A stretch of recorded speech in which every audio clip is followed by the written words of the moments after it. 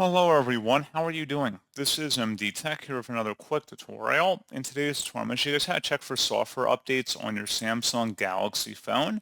So this should hopefully be a pretty straightforward process here, guys, on how to update the software system. And without further ado, let's go ahead and jump right into it.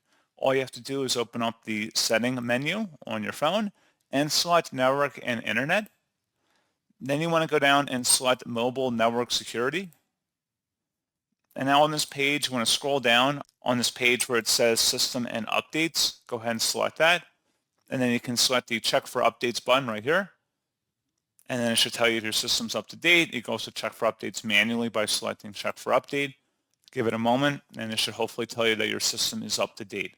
So pretty straightforward process, guys. And as always, thank you for watching. I do hope that I was able to help you out, and I do look forward to catching you all in the next tutorial.